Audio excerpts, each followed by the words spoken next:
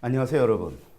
영화에서 시대를 읽다 12차 시1강 오락과 산업을 넘어 한국 영화의 새로운 가능성을 학습해보는 시간을 갖도록 하겠습니다. 학습 목표는 영화는 흔히 오락과 산업, 예술 등으로서 기능하기 마련인데요. 최근 몇 년 전부터 한국 영화가 기존의 그런 기능을 넘어 새로운 가능성을 제시하고 있습니다. 다름 아닌 일반 사회의 여론을 전달하는 공론장적 기능인데요.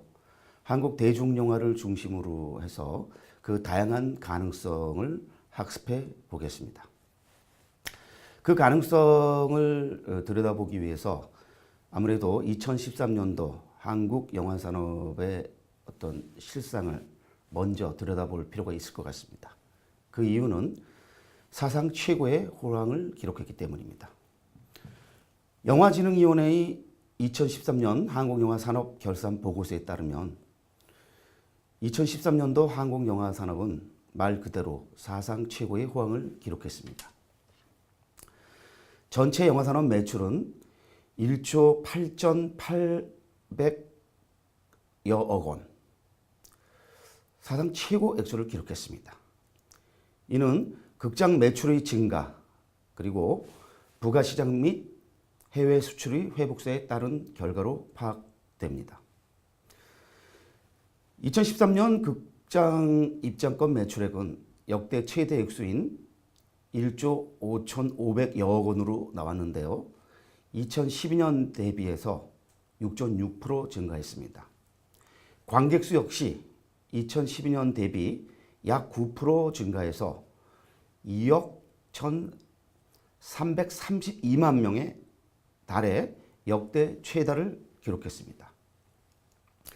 이에 따라 인구 1인당 연간 평균 관람 횟수가 세계 최고 수준인 4.25회에 달했는데요. 기록에 따르면 아이슬란드가 약 5회가량 되고 한국이 아마 그 뒤를 잇는 것으로 나와 있습니다. 그러니까 그야말로 정상급이죠. 관객수와 매출액 모두 이렇게 역대 최고를 기록했는데 2012년도에 비해서 그 괄목할 만한 성장을 이뤘다는 것이 또 아주 우리가 눈길을 끌죠. 참고로 2012년을 그 극장 입장권 총 매출액을 그 달러로 환산하면 약 13억 1천만 달러였는데요.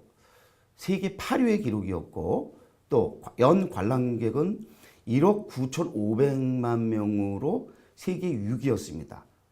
그러면 2013년은 연 관람객 6위 아니면 5위겠죠? 5위로 지금 잠정 집계되고 있습니다.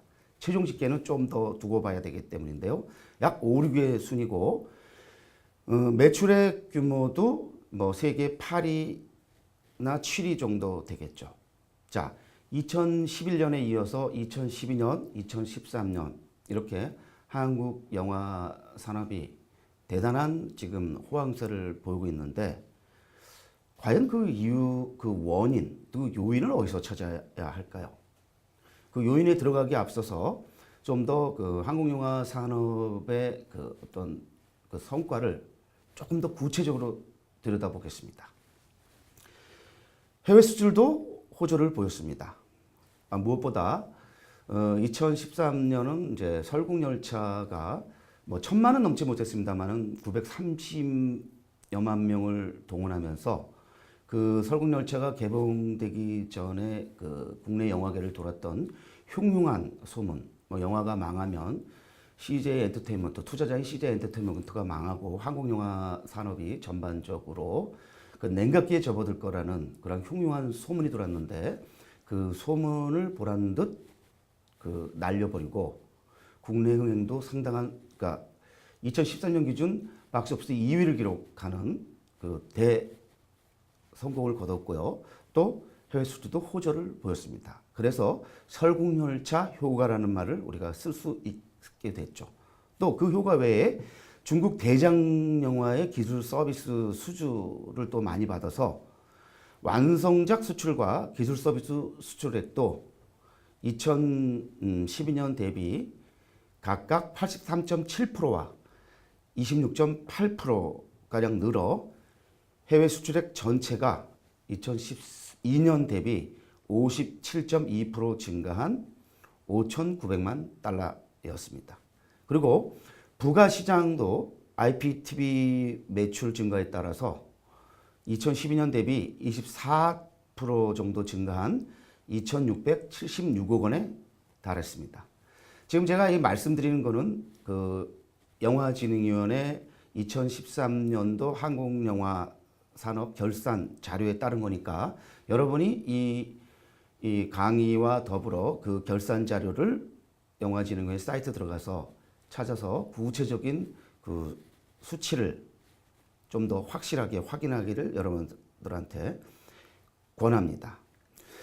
자, 이렇듯 국내 시장, 해외 시장의 매출 증가에 힘입어서 한국 영화 투자 수익률이 2012년도 13.3%에 이어서 2013년에는 15.2%의 흑자를 기록했습니다.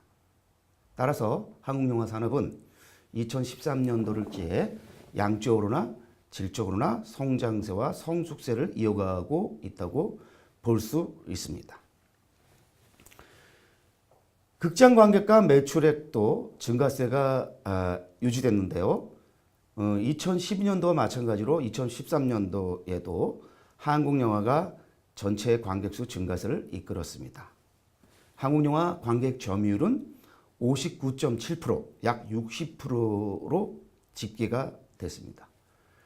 여러분 이 수업 시간에 여러 차례 말씀드렸습니다만은 그 할리우드 영화가 그 세계의 시장을 휩쓰는 가운데 그 자국 영화 그 점유율이 50%를 넘는 나라는 정말 손꼽습니다.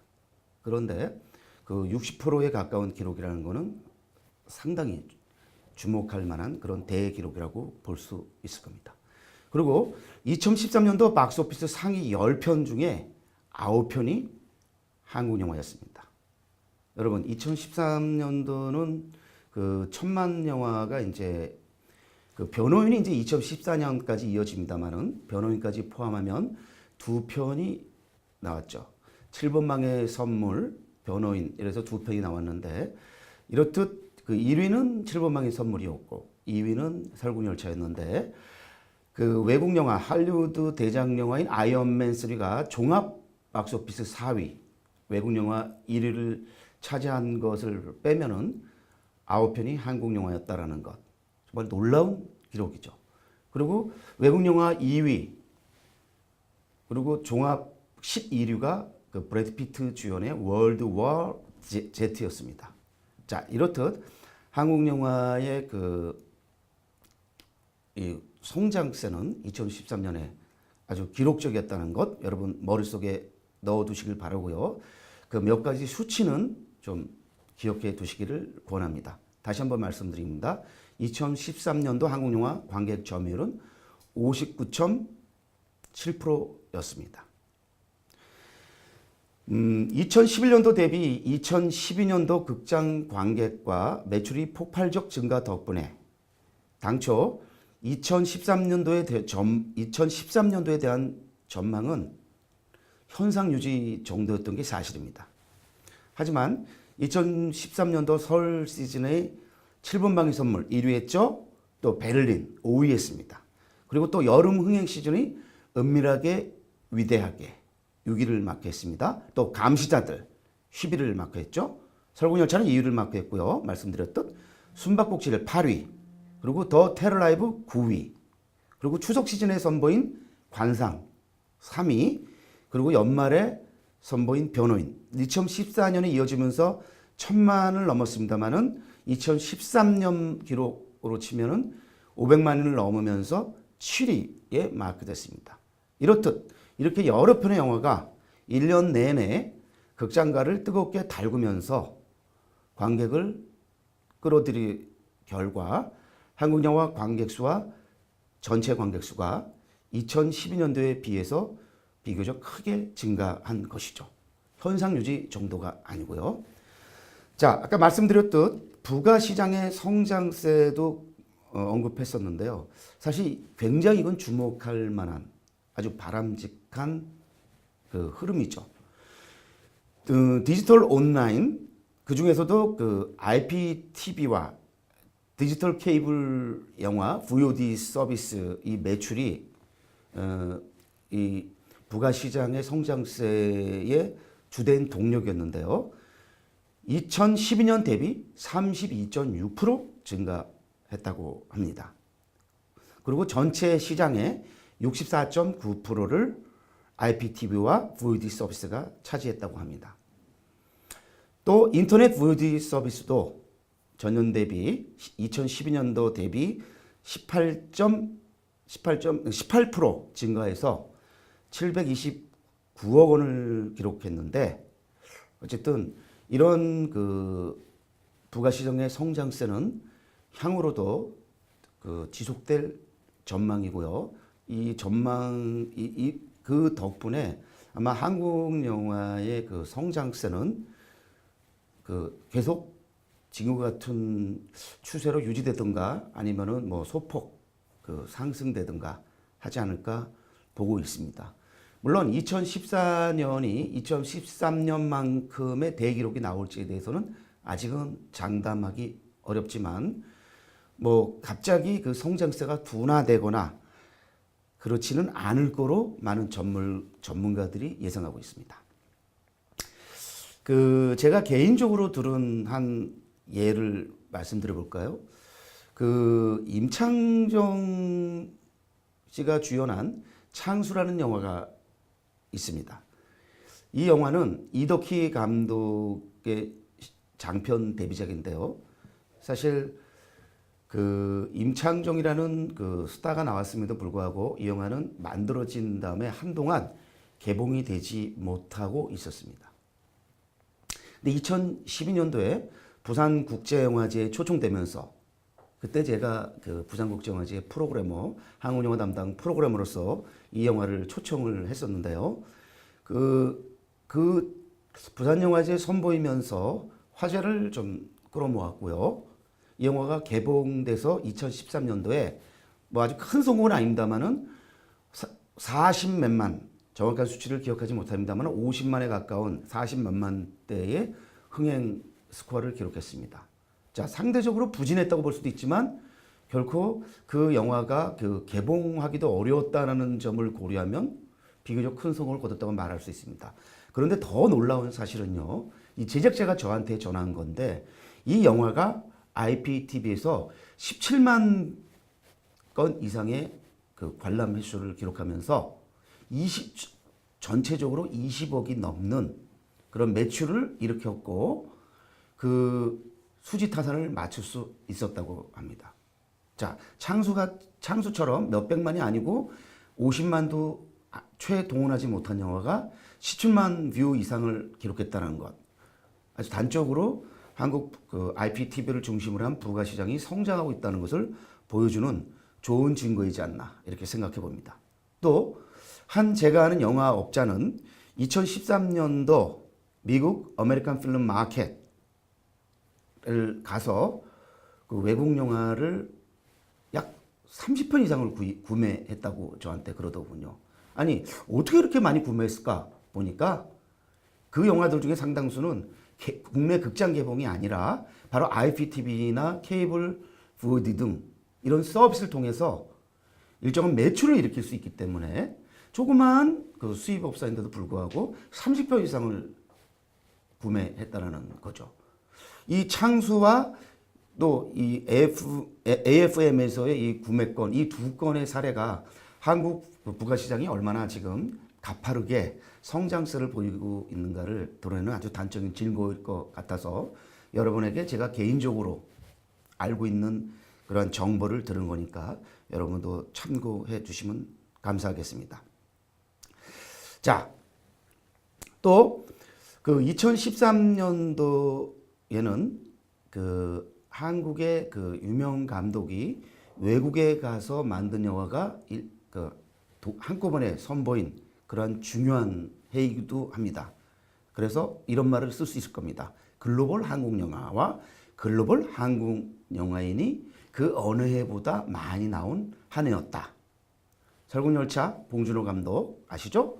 그다음에 김지훈 감독 라스트 스탠드, 그리고 박찬욱 감독의 스토커.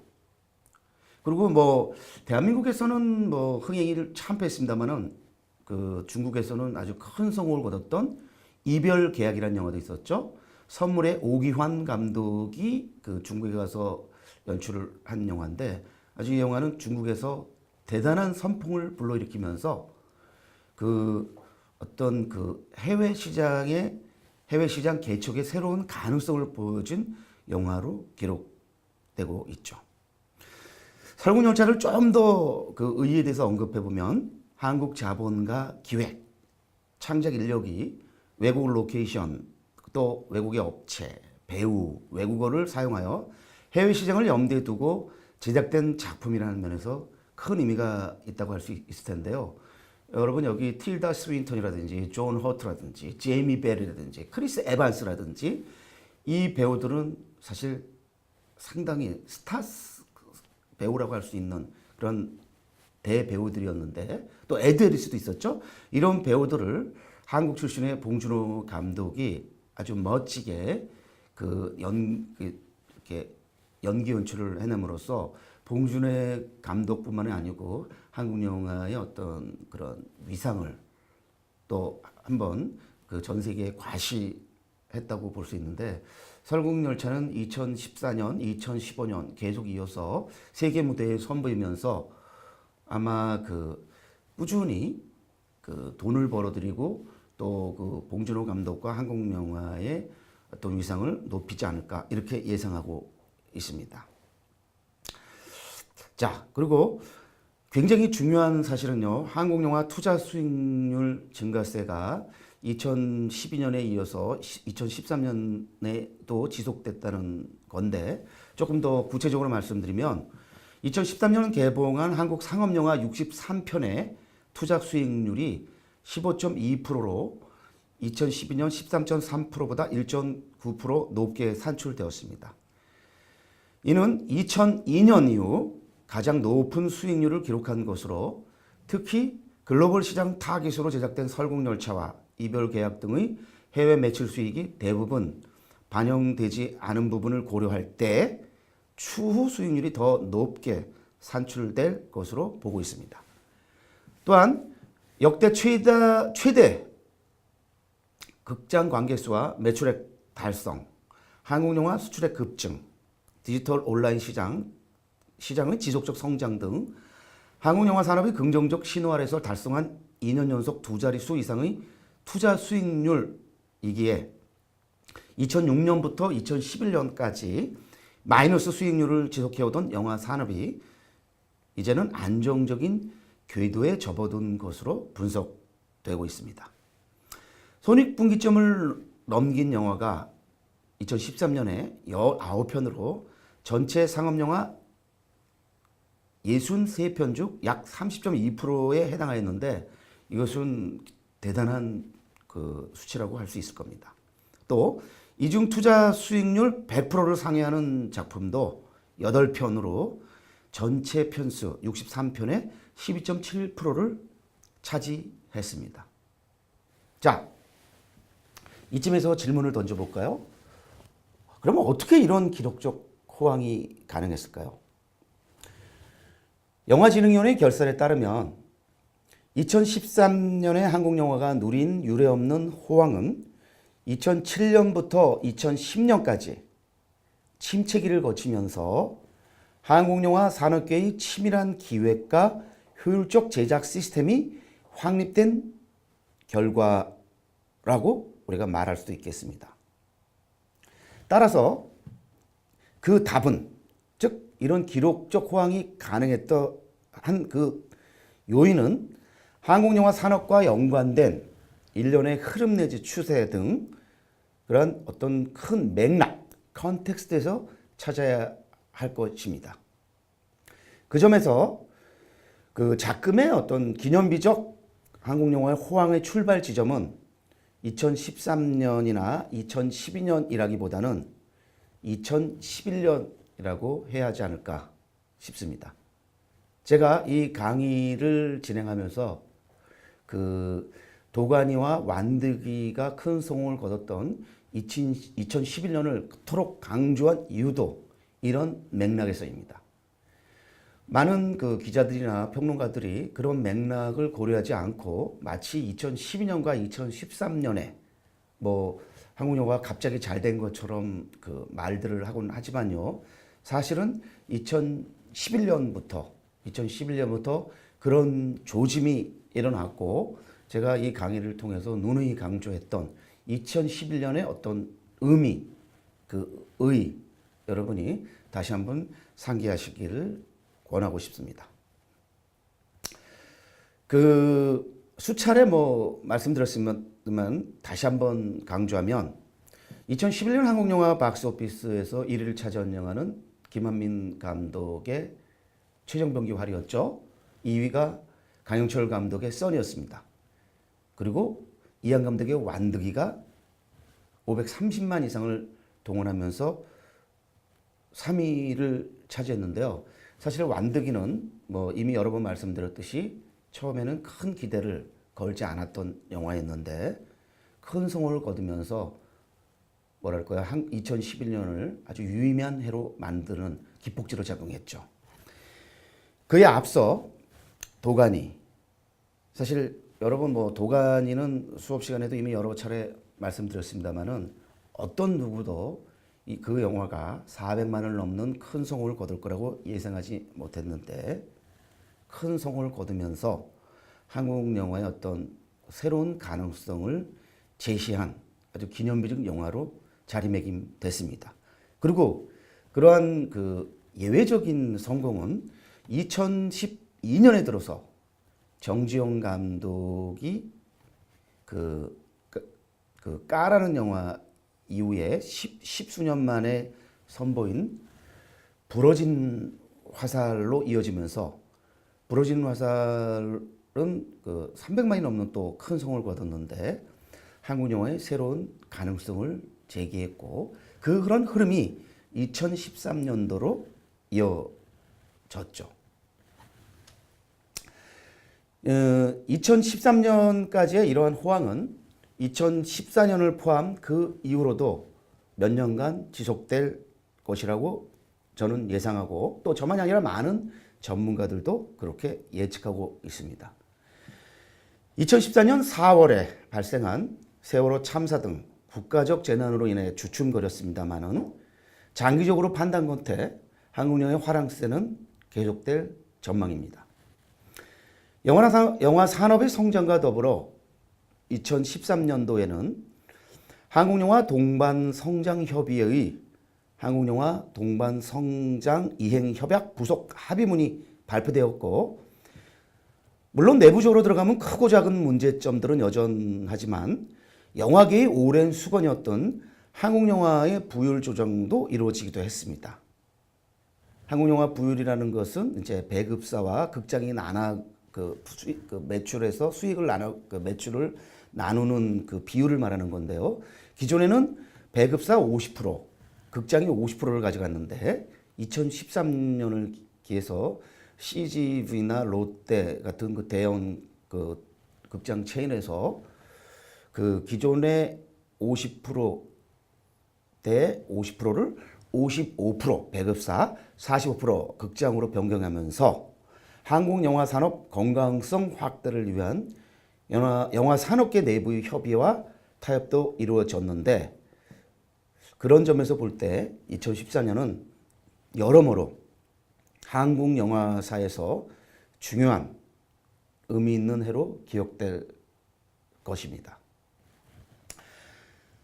그렇다면 그 2014년에 이런 호황이 지속 가능한 성장으로 이어지기 위해서는 대기업, 그렇죠? CGV라든지 롯데라든지 대기업, 그리고 또 중소업체, 그다음에 개인 창작자, 그리고 또 스태프가 공존할 수 있는 공정한 영화 산업 환경을 만들고 비약하고 있는 부가 시장의 성과물을 창작, 제작, 투자 플랫폼 모두가 공유할 수 있는 시스템이 안착되어야 할 것입니다. 이게 무슨 말씀이냐면요. 사실 이러한 그 매출이 발생하고 수익이 발생할 때 그 수익이 골고루 배분되지 않고 어느 한쪽으로만 치우친다라면은 그것은 그 영화 산업이 건강하게 성장하는 것으로 말할 수는 없기 때문에 그런 그 수익을 공유할 수 있는 이런 시스템으로 나가야 된다는 것을 말하는 것입니다. 최근 한국 영화 성장의 견인차 역할을 했던 웰메이드 기획 장르에 더해서 이른바 그 작가주의 영화 작품의 등장을 많은 사람들이 기다리고 있다는 것도 또 여기서 강조하지 않을 수가 없습니다. 좀 부연하면 웰메이드 기획 장르 영화라는 것은 사실 그 공급 요인과 연관해서 중요한 이 사실인데요. 한국 영화가 엉터리로 만드는데도 관객들이 무조건 한국 영화이기 때문에 보는 것은 아니라는 거죠. 그것은 뭐냐면 영화의 그 만족도가 상대적으로 높다라는 것. 그것은 영화적 만듦새가 상대적으로 좋아졌고 그 좋은 그 만듦새에 한국 영화 관객들이 화답하면서 이런 한국 영화의 성장이 이루어졌다는 것을 뜻하는 건데요. 그러다 보니까 상대적으로 큰 돈이 들어간 기획 장르 영화가 아닌 저예산 작가주의 영화 작품이 좀 지속적으로 나오지 못하고 있는 것이 아니냐라는 우려도 일각에서 나오고 있는 것이 사실입니다. 그러면서 어떤 그 우려가 또 나오고 있냐면요. 홍상수 감독이나 김기덕 감독, 이창동 감독, 또 박찬욱 그 감독, 그 세대 50, 60대 그 감독들 그 이후에는 칸, berlin, 베니스 등 그 세계 3대 영화제, 영화 예술 작가를 발굴한다고 흔히 얘기되는 세계 3대 국제 영화제의 경쟁 부분에 초청된 감독이 나오지 않고 있어서 그런 우려들이 더러 나오고 있는 거죠. 그러니까 영화를 넘어서 사실 이거는 조금 우려되는 부분도 없지 않아 있습니다.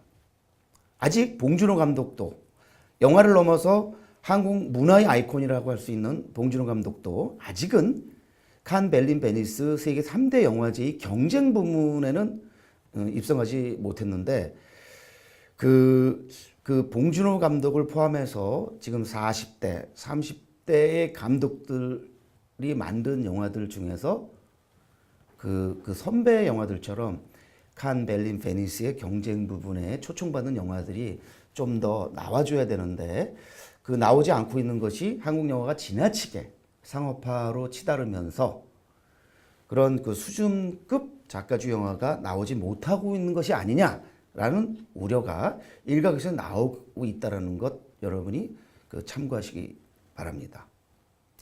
그런데요, 저는 사실은 그렇게 심각하게 받아들일 필요는 없다고 보고 있는 그런 입장입니다. 물론 2013년과 2014년도에도 세계 최고 영화제라고 말하는 칸 국제영화제 경쟁 부분에 한국 영화는 없었습니다. 그래서 이거 지금 한국 영화가 지나치게 상업화로 치달으면서 예술성 짙은 작가 영화가 나오지 못하고 있는 것이 아니냐. 그래서 칸을 비롯해서 베니스나 베를린 같은 그런 세계 국제영화제에서 경쟁 부분에 초청하지 않고 있는 것이 아니냐라는 지적이 여기저기서 나오고 있는데 저는 다시 한번 말씀드리지만 그렇게 심각하게 받아들일 필요는 없다라고 말하고 싶습니다. 왜냐면요, 우리가 영화제를 말할 때 꼭 그 경쟁 부분이 꽂힌 건 사실입니다만은 경쟁 영화제이기 때문에 그렇다고 경쟁 영화제만 두고 말하는 것은 저는 온당하지 않다고 보고 있는 입장입니다. 가령 2014년 칸 영화제는 정주리 감독, 저도 이름 모릅니다. 저도 처음 아직 그 존재를 모르는 감독인데 정주리 감독이라는 신예희 감독이 만든 장편 데뷔작 도희야라는 영화가 김세론, 배두나 그리고 송세벽 씨가 주연한 영화인데 이 도희야라는 영화가 경쟁 부분은 아니어도 칸 공식 부분인 주목할 만한 시선의 부분에 공식 초청됐죠. 또 김기도 감독의 피에 따른 2012년도 베니스 영화제에서 최고상인 황금 사자상을 수상한 바 있습니다. 그리고 이동구 감독은 여러분 이름 모를 겁니다. 신인 감독입니다. 가시꽃이라는 영화가 있었는데요. 300만 원의 극저예산 영화입니다. 110분에 달하는 장편 극영화인데 300만 원으로 만들었는데 이 영화가요. 2012년도 부산국제영화제 뉴커런처 섹션에 초청된 이후 2013년도 베를린 영화제 파노라마 부분에 초청되는 쾌거를 일궈냈습니다.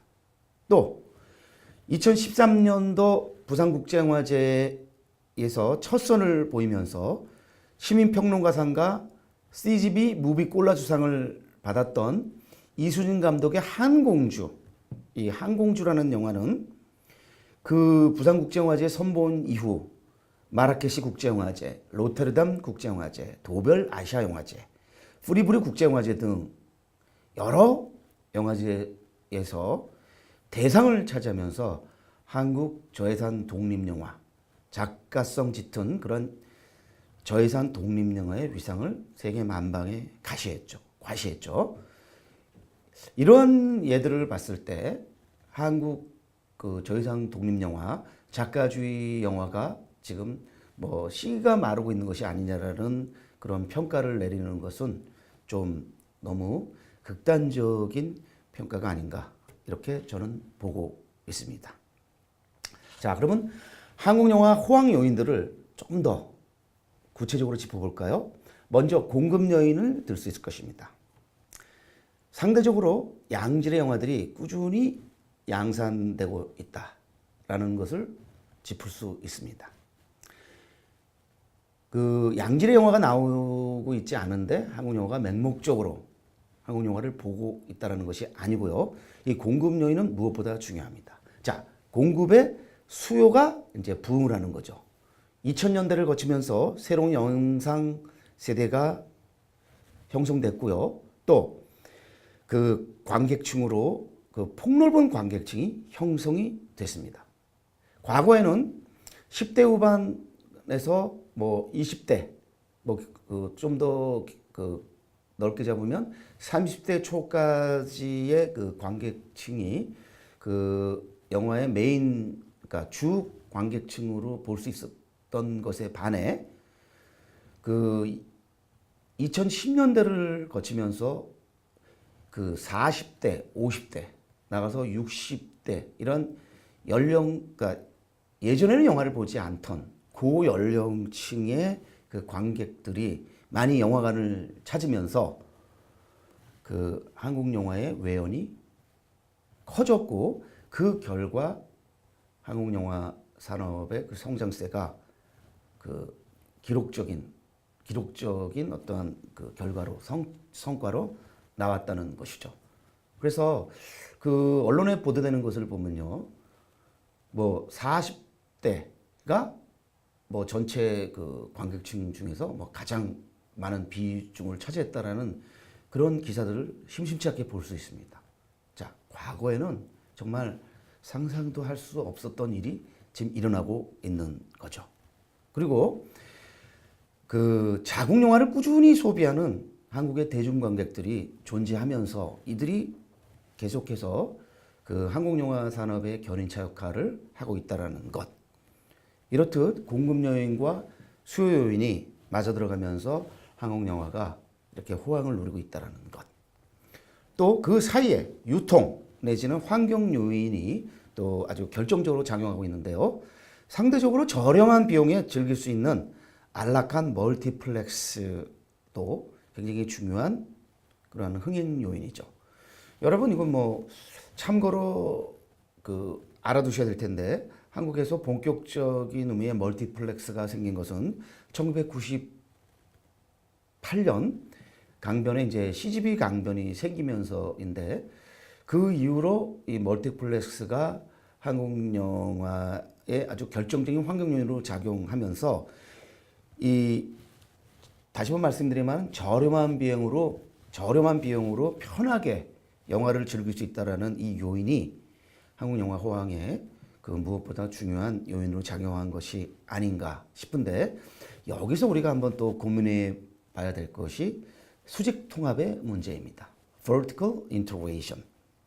수직 통합은 그 투자, 기획 투자부터 그 배급, 그리고 상영, 그 배급 상영까지 그 이렇게 일괄적으로 수직적으로, 그러니까 한 가령 뭐 CGV라든지 CJ라든지 또 롯데라든지 이렇게 한 기업체에 의해서 그 일괄적으로 이루어지는 것을 말하는데, 그 사실 이것은 법적으로 그 공정거래법 위반이 아니냐라는 문제가 대두되면서 경제민주화와 연관해 크고 작은 비판을 받았고요.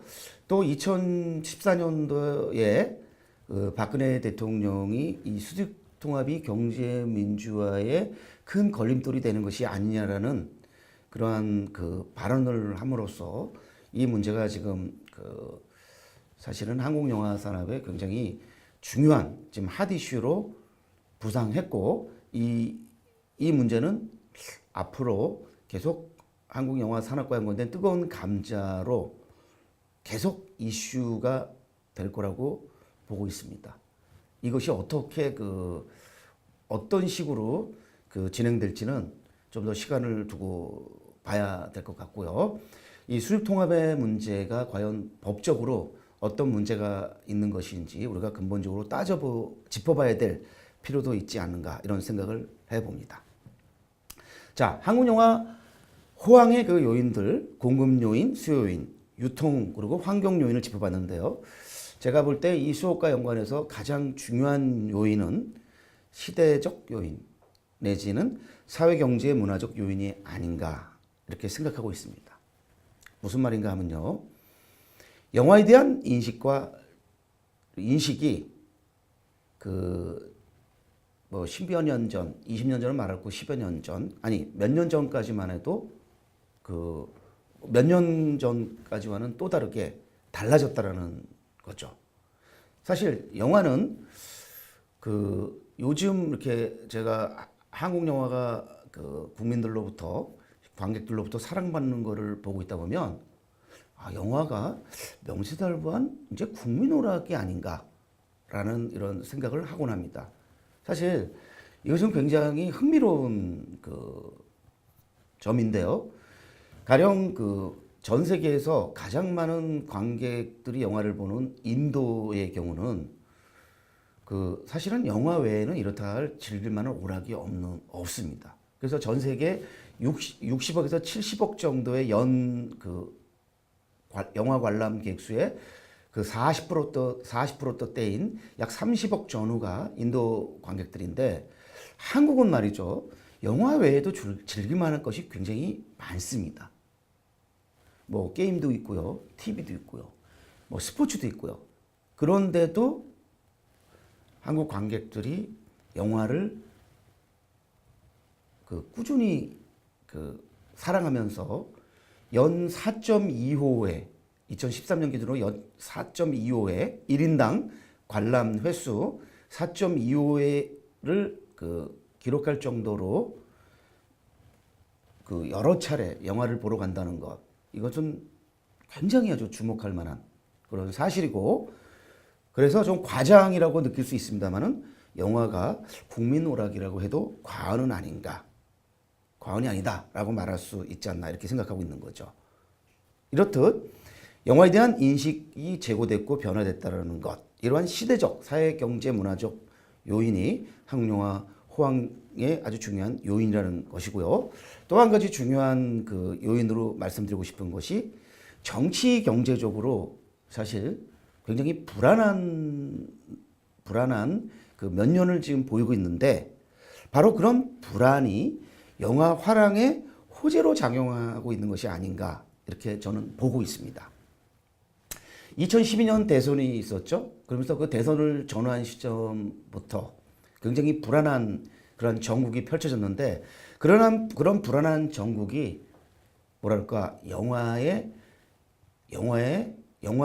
산업에 호재로 작용한 했다라는 거죠. 그것은 뭐냐면 그 안정을 찾는 관객들의 그 바람, 희망, 염원이 그 영화 수요로 드러난 것이 아닌가. 그리고 또 정권이 교체되고 새로운 정권이 지금 그 들어섰습니다마는 그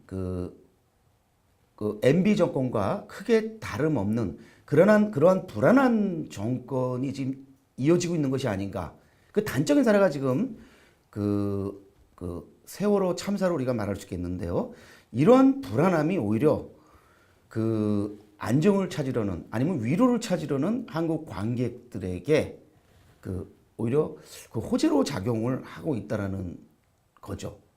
이러한 진단에 대해서 여러분이 어떻게 보실지 모르지만 저는 굉장히 그것이 중요한 요인으로 보고 있습니다.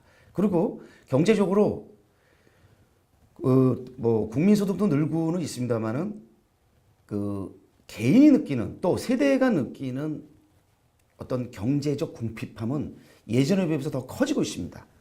그러다 보니까 저비용 고효과, 저비용 고만족인 영화의 수요가 더 늘고 있는 것이 아닌가. 저는 이렇게 보고 있습니다.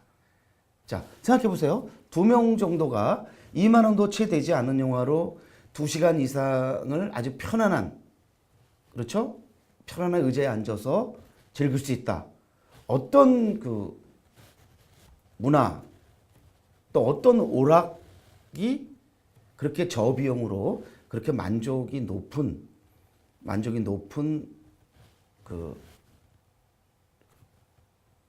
그 만족을 선사할 수 있을까? 저는 없다고 봅니다. 그런 점에서 영화가 이러한 사회, 정치, 경제적으로 불안하면서 영화가 오히려 잘 되고 있는 것이 아닌가 이렇게 저는 내다보고 있는 거죠.